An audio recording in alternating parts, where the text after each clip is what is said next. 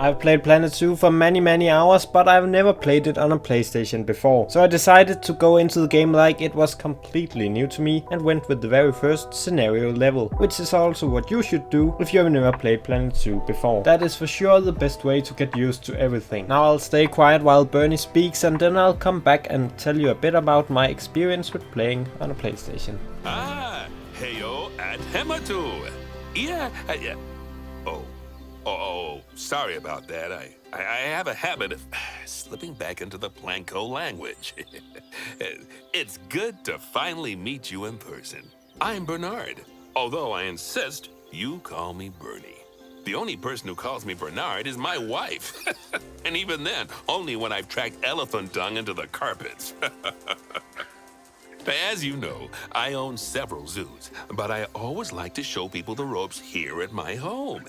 This is the first zoo I ever opened, and a source of great pride for me.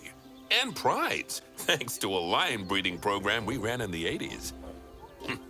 But we're in the middle of a big renovation, and that's where you come in. Sadly, our old contractor had to retire after developing a fur allergy. Poor devil kept sneezing his dentures into the lion habitat. So, it's up to you to finish everything off. Don't worry, though. I'm not completely throwing you in at the deep end. My head keeper, Nancy Jones, will be lending a helping hand. Oh, she's a hard worker, and she'll expect you to be too. But I'm sure you'll get along like a house on fire, or even better, one that isn't on fire. Less shouting that way. Hello there. From that rosy, fresh face of yours, I'm guessing you're Bernie's new hire. Good. Now, I hope you're ready to ditch your diploma because we're about to get really hands-on. But before we begin the real work, how about we familiarize you with the zoo by learning how to fly around it and visiting some of our beautiful animals?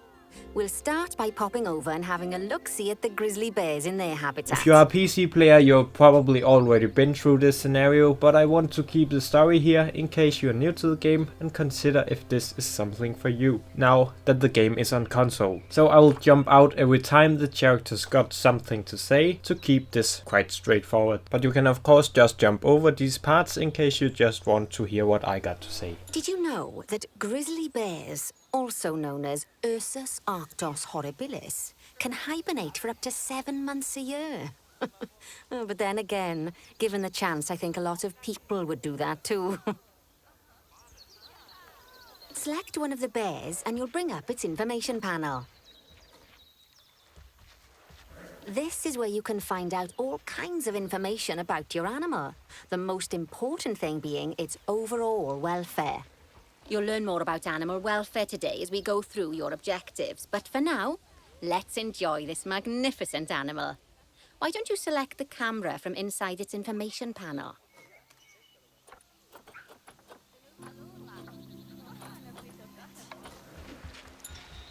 See, now this is a fantastic way to get a close look at your animals.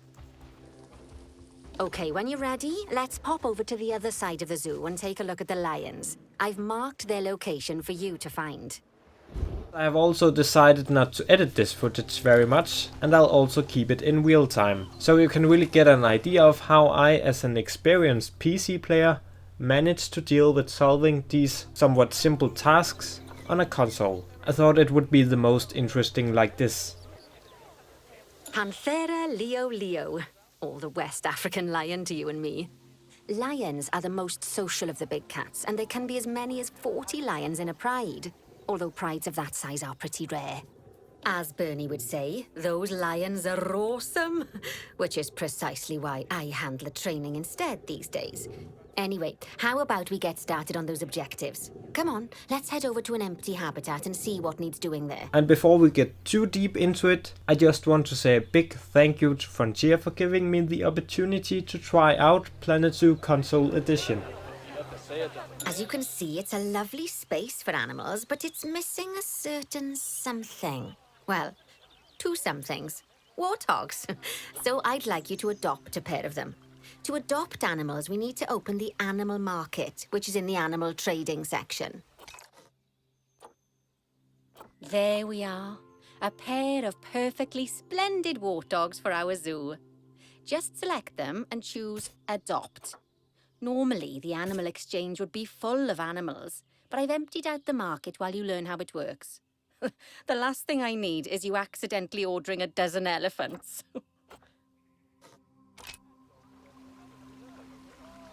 When you adopt an animal, it's automatically placed in the trade centre where they're held until you're ready to move them into their habitat, which, as it happens, you are. So how about you move them into their new home?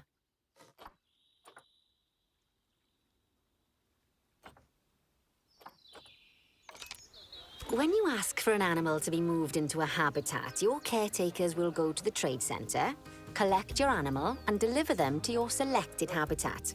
I've marked the trade centre's location, so let's go and watch the caretakers in action. Well, as you can see, those caretakers don't hang about. They'll move those animals to their destination as fast as possible. Of course, normally we'd have to place the animals into quarantine before moving them into a habitat, but I am assured by a person of good standing that these warthogs are in the very rudest of health. Right, let's get the warthog's habitat finished up so we can keep them nice and happy. You see, each animal in the zoo has an overall welfare statistic, basically how happy they are. And that overall welfare statistic is itself comprised of 4 different areas: nutrition, social health, habitat, and enrichment. Luckily, if you select an animal, you'll bring up their animal welfare information panel, which we saw earlier, where you can see how they're doing. That way, you'll know exactly what areas need to be addressed. Don't worry if that's a lot to remember. You can always check the Zoopedia for more information. Let's start by making sure we're taking care of the warthog's nutrition welfare. To do this, we'll need to place a food station and a drinking station. Now, each animal requires a different type of feeding station. And for the warthogs, it's a small feeding trough. So let's add one of those and a water bowl. Some of these tasks I get done very quickly. Even though it has been years since I've played through this scenario, it is for the most part quite straightforward when it isn't your first time playing Planet Zoo. But you can still see me struggling a bit at times, pushing the wrong buttons, going a lot back and forth and so on. There's a lot to get used to when you usually play with a keyboard and a mouse. Animals also require stimulation to keep them happy. Let's add a lovely mud bath for the warthogs to roll around in.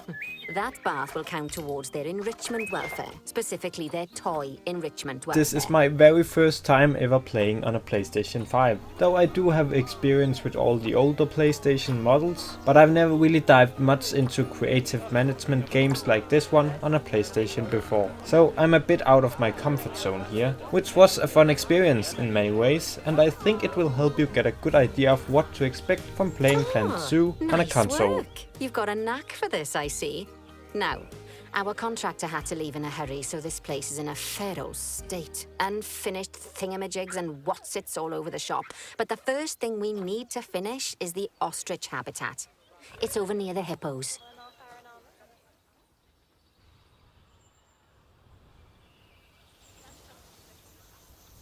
Oh, before we actually start building our ostrich habitat, let's pause time for a moment. If you are somewhat used to a controller, then I think you can end up with a very good time with Planet Zoo Console Edition. It will most likely feel less strange for you when you're not already used to navigate it on a PC for many years. The best way I can explain this is if you're used to drive the same road every day in a car and then suddenly must do it on rollerblades or something like that. You know where to go, but you must use your body and mind in a different way while getting there, and it will take you longer than you're used to.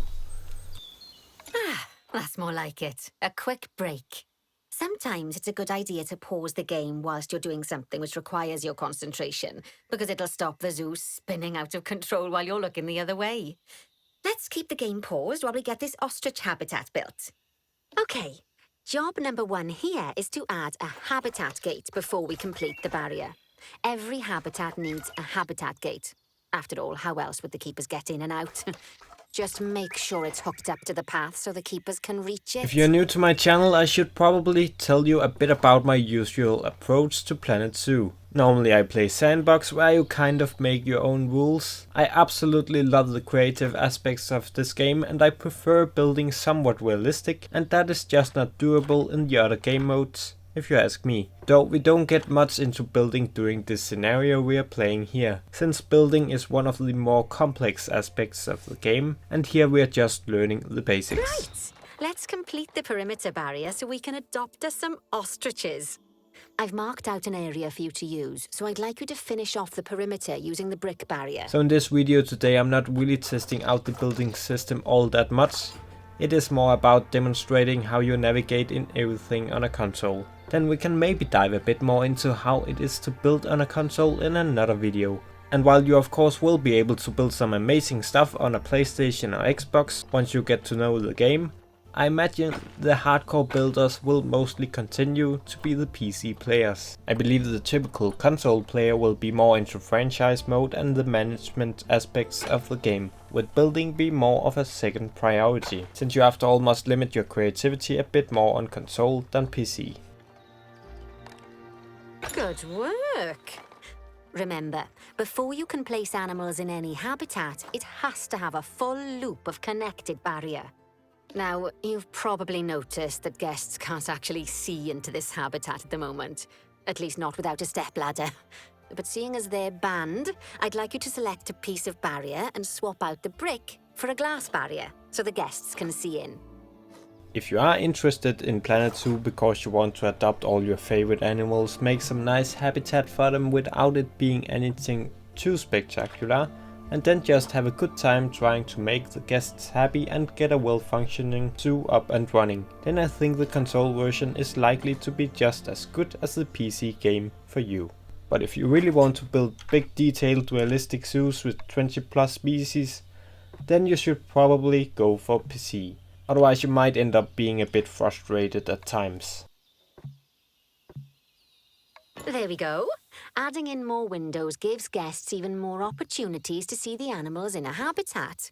It's always best to make sure the guests can get a good view into a habitat from the path they're walking on, because it makes them happy, and because this would be a pretty terrible zoo if they couldn't. The last thing we need to do is to add a donation box. You see, when guests enjoy the view of an animal, they'll make a donation. Just make sure you put them in easy-to-reach places, like near a viewing point. Donation boxes are one of the main sources of income for the zoo, so make sure you remember them.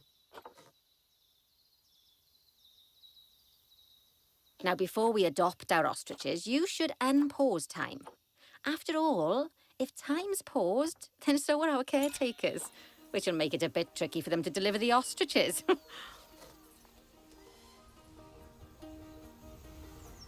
Oh, by the way, as well as pausing time, you can also speed it up.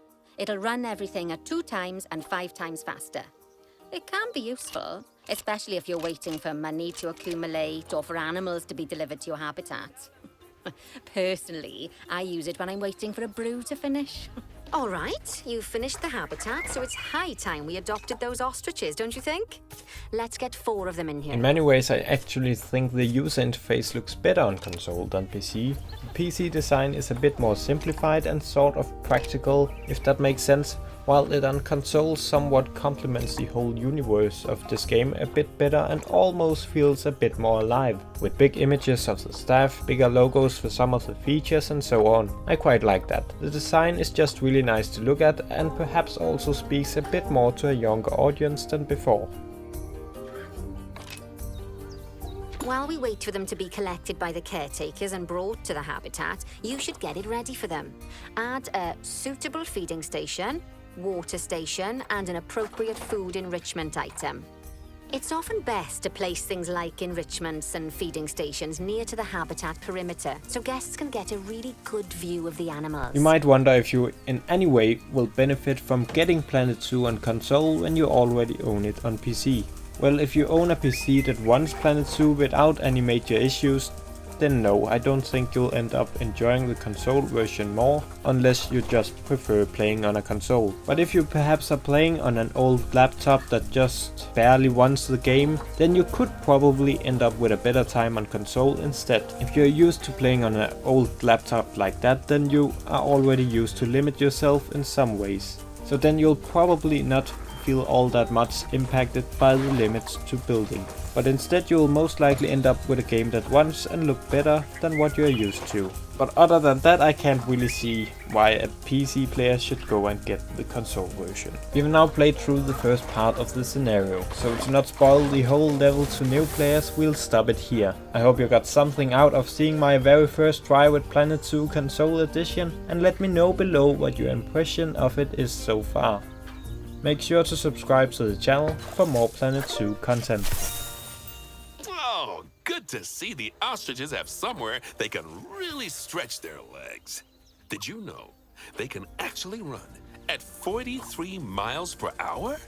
Oh, heaven forbid they ever escape. The speed camera fines alone would bankrupt us.